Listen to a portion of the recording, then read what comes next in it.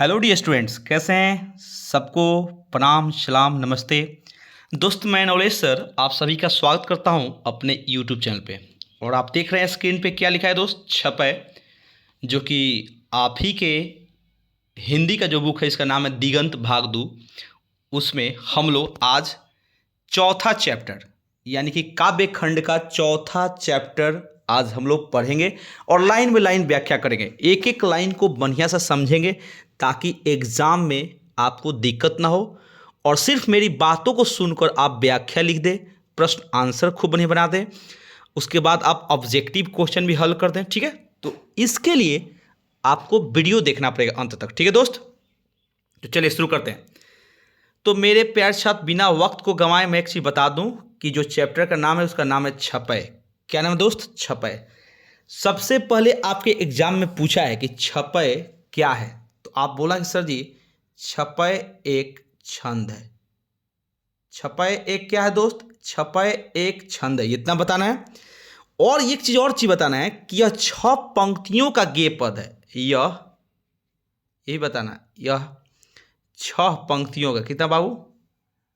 यह 6 पंक्तियों का, एकदम याद कर लो सर, यह 6 पंक्तियों का गे का मतलब तो बाबू गाना, एक गेय पद है।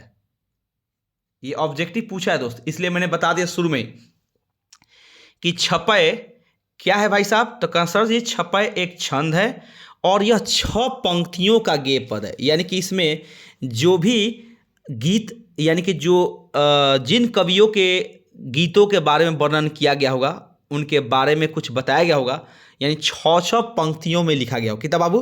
6 पंक्ति में। तब बताना यह 6 पंक्तियों का गेय पद है। हो गया क्लियर? अब आइए एक और सवाल बता रहे हैं। सबसे पहले कवि परिचय के बारे में जानते हैं दोस्त। सबसे पहले तो आप कवि परिचय के बारे में जानिए। कहिए मेरे दोस्त कि सर लेखक का नाम है नाभादास। लेखक का नाम है नाभादास, याद रखना है दोस्त। लेखक का नाम नाभादास, बहुत बार पूछता है। जन्म 1570 से 1600 तक अनुमानित है। मृत्यु इनका अज्ञात है, पता ही नहीं है, सिर्फ 1600 तक लोग मानते हैं। ठीक है, अब कहे दोस्त जन्म स्थान दक्षिण भारत में कहाँ हुआ है? जन्म स्थान इनका दक्षिण भारत में हुआ है। वो भी लोग इनको राजस्थान में मानते हैं। कहाँ मानते हैं? अब कह रहा है माता पिता शैशव में पिता की मृत्यु और अकाल के कारण माता के साथ जयपुर राजस्थान में प्रवास किए। ये हैं कहाँ के? दक्षिण में, दक्षिण भारत में। वो भी एग्जैक्ट गांव का नाम पता नहीं है। ठीक है, बचपन में ही माता पिता गुजर गए, घर की स्थिति खराब हो गई, जिसके चलते राजस्थान में जाके प्रवास किए माता के साथ। दीक्षा गुरु थे इनके स्वामी अग्रदास। मेरे प्यारे बंधुओं, विद्यार्थियों, यहाँ याद रखना है, वीवीआई क्वेश्चन। इनके दीक्षा गुरु थे स्वामी अग्रदास, जिनको अग्र अली भी बोलते थे। ठीक है, शिक्षा ये गुरु की देख रेख में 100 अध्याय, यानी खुद से जो व्यक्ति पढ़ता है घर पे उसको 100 अध्याय बोलते हैं। सत्संग द्वारा ज्ञान अर्जन किए। कृतियां आपको याद रखना है बाबू। भक्तमाल, यही इनकी वीवीआई किताब है। ठीक है, यह जो अभी आप लोग हम लोग पढ़ रहे हैं, यह किस किताब से लिया गया बाबू? यहाँ पे जो हम लोग पढ़ने जा रहे हैं छपै, यह भक्तमाल से संकलित है। याद रखना, भक्तमाल से ही यह लिया गया है, संकलित है भक्तमाल से। ठीक है दोस्त, अगर आपसे कोई पूछ दे कि भक्तमाल क्या है तो कहना भक्त चरित्रों की माला है।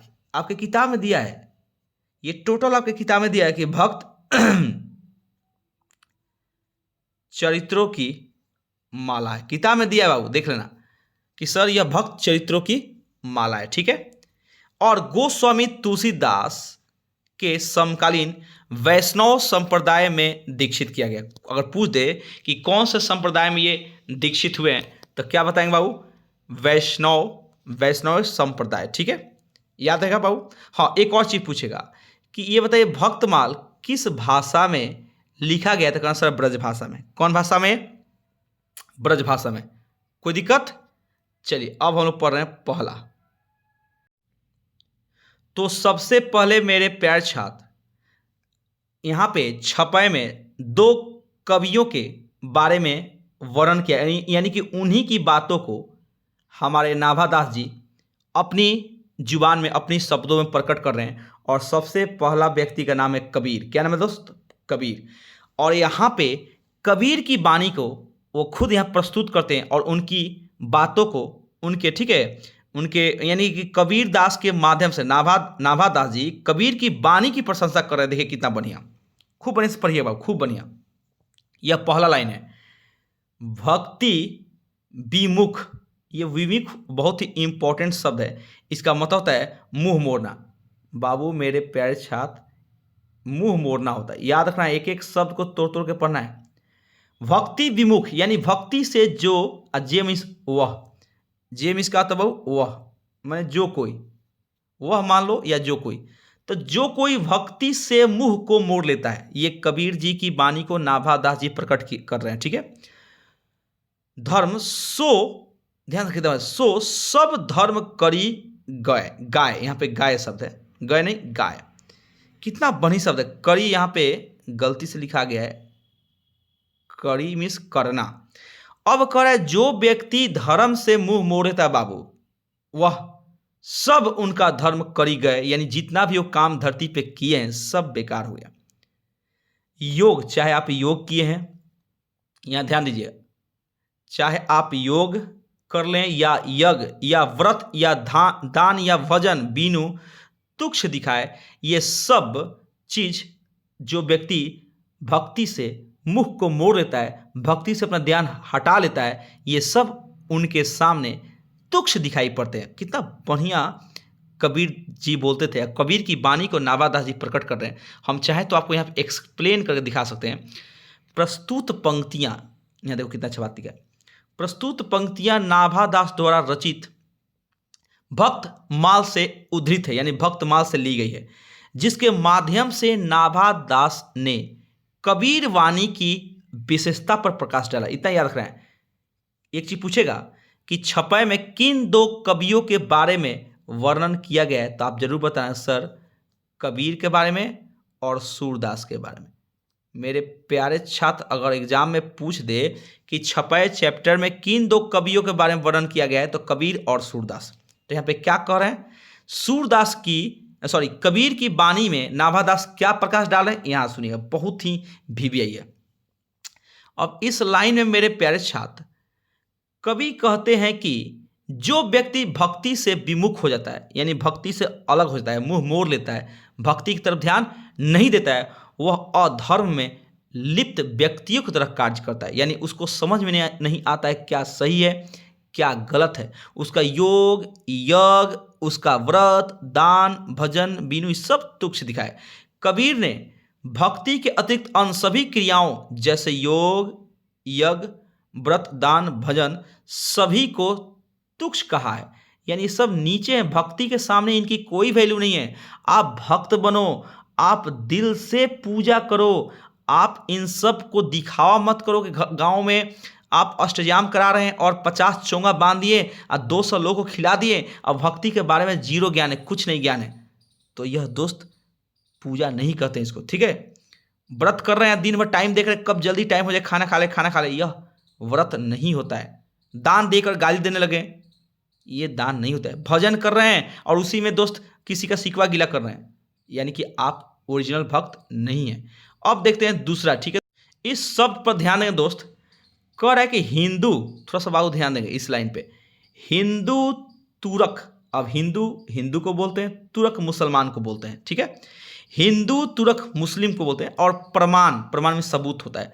रमैनी, शब्दी का मतलब शब्द, साखी का मतलब होता है एक मित्र, इस पर ध्यान देना है। साखी मतलब होता है एक, सब एक, याद रखना है, सब एक मित्र की तरह। किसकी तरह दोस्त? सब एक मित्र की तरह रहो। कितना अच्छा बात बोल रहे हैं। कबीर जी की वाणी को नाभादास जी प्रकट कर रहे हैं कि हिंदू तुरक किसी में फर्क नहीं किए हैं, सबके लिए, सबके शब्द साखी, यानी जो बोल रहे हैं ना वो सब लोगों के लिए, हिंदू और मुस्लिम जो भी धर्म के लोग हैं उन सबके हित में बोले हैं। बोल रहे हैं कि सब एक मित्र के तरह रहो। आप अल्लाह की पूजा करो, कोई राम की पूजा करे, कोई फर्क नहीं पड़ता है। एक बहुत ही सुंदर जबरदस्त लाइन मुझे याद आया है कि किसी के मुंह से हम सुने थे दोस्त कि मंदिर में गया तो हिंदुओं को देखा। इस लाइन को याद रखिएगा। जब मंदिर गया तो हिंदुओं को देखा, जब मस्जिद गया तो मुसलमानों को देखा। जब मंदिर गया तो हिंदुओं को देखा, जब मस्जिद गया तो मुसलमानों को देखा। पर जब शाम हुई तो मैं खाने गया, जब शाम हुई तो मैं खाने गया तो वहाँ तो मैंने सिर्फ इंसानों को देखा। मैं खाने का मतलब था दोस्त शराब खाना, यानी कि जब वो शराब दारू अड्डे पे गए तो सिर्फ वहाँ पे इंसान दिखाई दिया। क्या हिंदू क्या तुर्क, दोनों ग्लास में ग्लास टकरा के और मित्र की तरह चीयर्स बोल के पी रहे थे। ठीक है, अब आइए, पक्षपात नहीं, यहां ध्यान दीजिए, पक्षपात नहीं, बहुत ही इंपॉर्टेंट है। पक्षपात नहीं, ना तो हिंदू के पक्ष में बोले हैं और ना ही किसी मुसलमान के पक्ष में कोई वचन बोले। सभी के हित की भाषी वो जो शब्द बोले हैं वो सबके हित के लिए बोले हैं, सबके पक्ष में बोले हैं और सबके लिए बोले। कितना बढ़िया बात है, वाह। हिंदू तुर्क परमान रमैनी शब्दी साखी, जो शब्द आपको मिलेंगे उर्दू में, उनके कुरान में रमैनी शब्द जो भी है हिंदू के शब्द में, कोई भी शब्द यानी सबके लिए वो बोले हैं, किसी के पक्षपात नहीं किए और सबको एक ही बात का ज्ञान दिए कि सब एक मित्र की तरह रहो। ठीक है, अब आइए नेक्स्ट। अगला है मेरे प्यारे छात्र, आरूढ़ दशा है जगत पे। कितना बढ़िया लाइन है, आरूढ़ माने सवार होता है। देखिए इस संसार पे कैसी दशा सवार हो गई है, इसकी स्थिति क्या हुई संसार की, इस जगत की दोस्त जो स्थिति हो गई ना, मुख देखी ना ही भनी। यानी कि लोग आजकल मुंह देखकर, अब भनी मीन्स क्या होता है, बात करना, भनी मीन्स वर्णन करना, यानी कि आपका मुंह देखकर लोग आजकल बात कर रहा है। ठीक है, आपके सामने कुछ और उनके सामने कुछ और, यानी आपका मुंह देखकर आपके बारे में लोग बात कर रहे हैं। लेकिन ऐसी वाणी कबीर दास की नहीं थी। आरूढ़ दशा है जगत पे, मुख देखी ना ही भानी।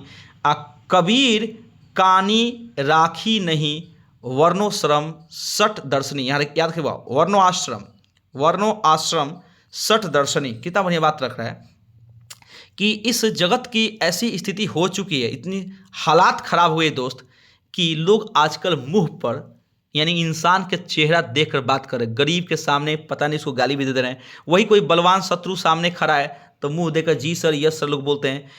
कबीर कानी राखी नहीं, कबीर कानी का मतलब था महत्व रखना दोस्त, महत्व रखना, यानी कबीर किसी का महत्व नहीं रखे, ना वर्ण आश्रम। याद रखिए, इस पर ध्यान देना है, वर्ण आश्रम यानी वर्ण, चार वर्ण हमारे बाबू, हम लोग के तरफ चार वर्ण है, चार आश्रम है और सठ दर्शन यानी 6 दर्शन है। 6 क्या है दोस्त, दर्शन है। अब जो 4 वर्ण होता है इसमें आते हैं, आप लोग सुने जाति ऐसे लोग बोलता है, हम लोग तो नहीं मानते। 4 वर्ण, ब्राह्मण, क्षत्रिय, वैश्य और शूद्र, ये 4 वर्ण हो गए। आश्रम में 4 को आता है, जैसे हम लोग का सबसे पहला ब्रह्मचर्य आश्रम। कौन आश्रम दोस्त, ब्रह्मचर्य आश्रम। दूसरा होता है गृहस्थ आश्रम। तीसरा होता है वानप्रस्थ आश्रम, वानप्रस्थ, वान याद रखना है, वानप्रस्थ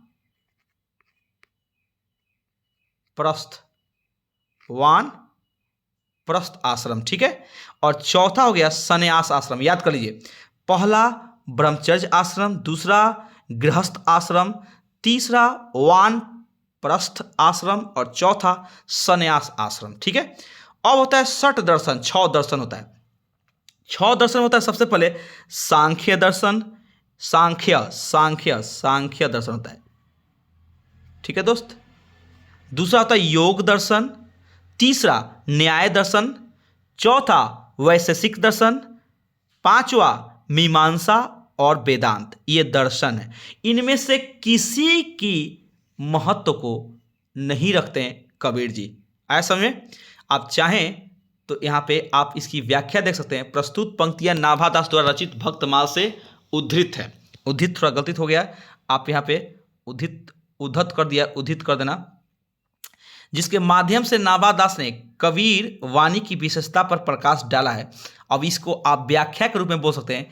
नाभादास कहते हैं कि कबीर ने कभी भी मुख देखी बात नहीं कही, अर्थात कभी भी पक्षपातपूर्ण बात नहीं कही। कबीर ने कभी भी कही सुनाई बातों को महत्व नहीं दिया, जो आंखों से देखा उसी पर विश्वास किया। यानी जो किताबों में लिख दिया गया है, कोई कुछ कह दिया, बोल दिया, उन पे वो विश्वास नहीं करते थे। जो देखते थे उनको प्रमाण चाहिए। उन्होंने हमेशा आंखों देखी बातों को ही कहा है।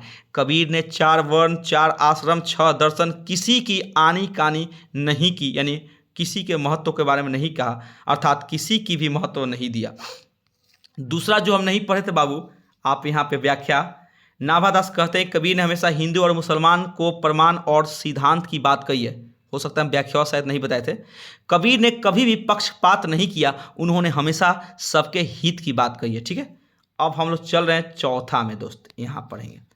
अब आइए, उनका 6 लाइन खत्म हो गया, 6 पंक्ति कबीर जी का खत्म। अब हम लोग 6 पंक्ति पढ़ेंगे मेरे दोस्त सूरदास जी के बारे में। अब यहाँ पे सूरदास के बारे में देखते हैं। आइए, उक्ति, कितना बढ़िया लाइन है। उक्ति, और उक्ति का मतलब तरकीब, तरकीब या लिखावट, लिखना। चौज मीन्स चमत्कार। वाह क्या बात है। सूरदास जी जब लिखते थे ना, तो उनका जो लिखावट होता था बड़ा चमत्कारी होता था। अनुप्रास वर्ण अस्थिति अतिभार, यानी अतिभार का मतलब शानदार बनाना। शानदार क्या बनाना? शानदार बनाना। ये लिख लेना बाबू, शानदार, शानदार, ये अतिभार। अस्थिति यानी अनुप्रास होता है दोस्त ऐसे अलंकार को जिस वर्ण से शुरू करते हैं उसी वर्ण से खत्म कर। जय जय जय हनुमान गोसाई, कृपा करहूँ गुरुदेव की नाई। सुने ना, कुछ ऐसे उनके लिखावट की तरीका होती थी, चमत्कारी लिखावट, जो उनके अर्थ को यानी कि अतिभार, शानदार, इतना भारी भरकम बनाता था कि लोगों को समझने में यानी बहुत ही तकलीफ होती, बड़ी मुश्किल से समझना पड़ता था। ठीक है, लेकिन उनका अर्थ बड़ी शानदार निकलता था। ठीक है, अब कर रहे हैं वचन प्रीति। यहां सुनिए कितना बढ़िया लाइन है। वचन प्रीति माने प्रेम। जो भी शब्द रखते थे ना दोस्त, जो भी शब्दों को अपने वचन वातों को रखते थे, प्रेम से शुरू करते थे। निर्वही अर्थ अद्भुत तुकधारी, तुकधार नहीं तुकधारी। यहां पे गलती का देखो कितना बढ़िया बात है। यहां देखिए अति भारी, भार कर दिया है, अति भारी तुकधारी, मिस प्रिंट हो गया है। यहां पे शब्द इसी को बोलते अनुप्रास। अति भारी तुकधारी, जिस वर्ण से शुरू करना उसी में खत्म करना। ठीक है दोस्त, और उनका जो वचन होता था प्रेम से निर्वही, निर्वही मीन्स होता है प्रेम से अंत तक, निर्वही मीन्स होता है अंत तक, यानी प्रेम से शुरू करते थे वचन और अंत तक उसी शब्द में खत्म करते थे। और उनका अद्भुत तुकधारी, लयबद्ध, जो शब्द था पूरा लय से बना हुआ, एक एक शब्द में ऐसा अर्थ निकलता था कि कोई व्यक्ति पढ़ के उनकी बातों को, उनके शब्दों को गुणगान, शब्दों की गुणगान करता है। वाह गजब लिखे हैं। प्रस्तुत पंक्तियां नाभादास द्वारा रचित भक्तमाल से उद्धृत है, जिसके माध्यम से आप व्याख्या देख लो। नाभादास ने सूरदास के विशेषताओं को बताया है। नाभादास कहते हैं कि सूरदास की कविताएं युक्ति, चमत्कार, अनुप्रास वर्ण से भरी हुई होती है। भरी हुई है नहीं, भरी हुई होती है। सूरदास की कविताएं लयबद्ध और संगीतात्मक होती है, यानी गाना की तरह। उक्ति, चौज, अनुप्रास, वर्ण, अस्थिति, अति भारी, वचन प्रीति, निर्वही, अर्थ अद्भुत तुकधारी, यानी गाना में बोलना है।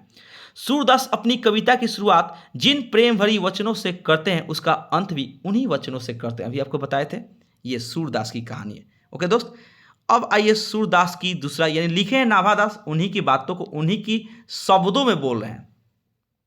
अब यहां पर विमल, ओहो ये हम लोग दूसरा लाइन पढ़ दिए। यहाँ आइए, अभी और है इसमें लाइन, यहाँ आइए, एक लाइन छोड़ दिए थे। क्या कह रहा है बाबू? पद गलती से दे दिया है, आप यहाँ पे पद को हटाओ। प्रतिबिंबित, ध्यान सुना, प्रतिबिंबित दिवी दृष्टि हृदय हरि लीला भासी, जन्म कर्म गुण रूप सबही रसना प्रकाशी। प्रकाशी मीन्स प्रकाशित करना, इसका मतलब था दोस्त प्रकाशित करना। खूब बढ़िया से पढ़ना है, एक एक शब्द को तोड़ तोड़ के प्रकाशित करना। और रसना का मतलब होता है जीव, ठीक है, खूब बढ़िया से पढ़ना है दोस्त। भासी मीन्स आभासित हुई, प्रत्यक्ष यानी आभासित, यहाँ भासी दिया है। भासी का मतलब दोस्त आभासित हुई, प्रत्यक्ष जिसको आदमी के सामने कुछ प्रमाण सबूत मिलता है, प्रत्यक्ष हुई, उसको बोलते हैं हम लोग भासी। तो प्रतिबिंबित दिव्य दृष्टि हृदय हरि लीला भासी, कितना बढ़िया बात बोल रहे हैं कि इनको सोचिए कि हरि लीला, यानी उनके सूरदास के आंखें नहीं थी, फिर भी उनको आभास यानी प्रतिबिंब, यानी कि वो कृष्ण जी के, सोचिए कि उनके दिव्य दृष्टि, अपने दिव्य दृष्टि से लीला, यानी कि कृष्ण लीला जो बोलते हैं ना, कृष्ण के हर एक लीला को वो आभास कर लिए थे। हर एक चीज को, हर उनके जन्म से लेकर उनके पूरे जवानी कर्म कांड सब कुछ हृदय हरि लीला, यानी जो कुछ भी लीला किए हैं वो सब इनको आभास हो गया था। जबकि ये आंख से क्या थे, इनके पास आंखें नहीं थी, ये अंगहीन थे, अंधे थे, उसके बावजूद भी इनका थी कृष्ण, श्री कृष्ण जी की प्रतिबिंब इनके दृष्टि में, इनके हृदय में उतर गया था, ठीक है। और हर एक लीला अपने, उनके हर एक घटना को आभास करके तब यहाँ पर प्रकाशित किए हैं। जन्म कर्म यानी उनका जन्म से लेकर उनके कर्म से हर एक गुण, उनका रूप सबही रसना प्रकाशी, यानी अपने जीभ पर, जुबान पे वो प्रकाशित करते हैं, यानी कि श्री हरि लीला कृष्णा जी के हर एक छवि को दिव्य दृष्टि, उनकी जो दृष्टि है दूर तक देखती है, उनके हृदय में उनके प्रतिबिंब क्या होता है, भासी यानी आभास हो रहा है। और उनके जन्म को, कर्म को, गुण को, रूप को, सब चीज को वो अपने जुबान से प्रकाशित करते, बताते। बताइए कितना बढ़िया बात है, कैसे ये भक्ति में डूबे हुए हैं कि जिनका आंख नहीं है, सोचिए बिन आंख के होते हुए भी कृष्ण जी के जन्म के बारे में, उनके रूप के बारे में, उनके कांड काम जो भी है कर्म, सबके बारे में प्रकाशित कर रहे हैं। बताइए, आप चाहें तो इस लाइन को लिख सकते हैं। प्रस्तुत पंक्तियां नाभादास द्वारा रचित भक्तमाल से उद्धृत है, जिसके माध्यम से नाभादास ने सूरदास के विशेषताओं को बताया है। नाभादास कहते हैं कि सूरदास की दृष्टि दिव्य है।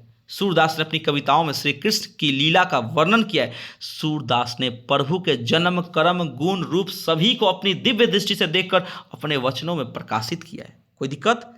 अब पढ़ेंगे अंतिम लाइन। विमल बुद्धि, बुद्धि अच्छा इसको होता है विमल बुद्धि, तासुकी माने उसकी,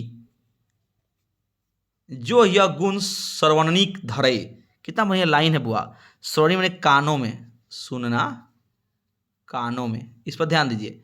जो कोई इनके गुणों को, कृष्णा जी के बारे में जो वो बखान किए, जो भक्ति के बारे में बता रहे हैं, जो कोई इनके गुणों को, इनकी बातों को अपने कानों में सुन के और धारण करे, वह, उसकी जो बुद्धि होगी विमल हो जाएगी, यानी बुद्धि विवेक हो जाएगी, बुद्धि उनकी बढ़ जाएगी, वह बहुत अच्छे स्वभाव के, कर्म के, गुण के व्यक्ति बन जाएंगे। कौन? जो भी इनकी बातों को, गुणों को कान में सुन के, और सिर्फ सुन कर हटा ना दे, उसको धारण करे। सूर कवित सुनी कौन कवि, धरती का कोई कवि जो सूरदास की कविता को सुने, जो नहीं सिर चालन करे। सिर चालन सिर हिलाना। कोई ऐसा धरती पे कवि नहीं है जो सूरदास की कविताओं को सुनकर अपने माथा को न हिलाए, क्योंकि उन कविताओं में ऐसा रस है, ऐसी जोश है, ऐसी गुण है, जो व्यक्ति सुनेगा अपनी सिर चालन तो जरूर करेगा, यानी कि उनके ही लय में वो भी मग्न हो जाएगा। ठीक है। प्रस्तुत पंक्तियां नाभादास द्वारा रचित भक्तमाल से उद्धृत है, जिसके माध्यम से नाभादास ने सूरदास के विशेषताओं को बताया है। नाभादास जी कहते हैं कि जो भी व्यक्ति सूरदास द्वारा कही गई बातों को, यानी भगवान के गुणों को सुनता है, उसकी बुद्धि विमल हो जाती है। नाभादास कहते हैं कि ऐसा कोई कवि नहीं है जो सूरदास की कविताओं को सुनकर सिर चालन यानी सिर को न हिलाए, अर्थात उनकी बातों में हामी न भरे। यही व्याख्या है दोस्त, और भी यही व्याख्या है जो कि एग्जाम में लिखने के लिए आता है। ठीक है दोस्त, अब बताइए ये वीडियो आपको कैसा लगा। अच्छा लगे दोस्त तो लाइक जरूर करना, क्योंकि वीडियो बनाने में बहुत ही मेहनत का काम है दोस्त। यह कोई दाल भात का कर नहीं है, कोई आया फट से वीडियो बना दिया। एक एक शब्द को पढ़ना पड़ता है, लिखना पड़ता है आपके लिए, ताकि आप बढ़िया से घर बैठे फ़ायदा उठा लें। ठीक है, ओके, थैंक यू दोस्त। वीडियो को देखने के लिए लाइक करें, सब्सक्राइब करें, जरूर अपने दोस्तों में शेयर करें, ताकि सारे बच्चे इसका फ़ायदा उठाएं। Okay, thank you.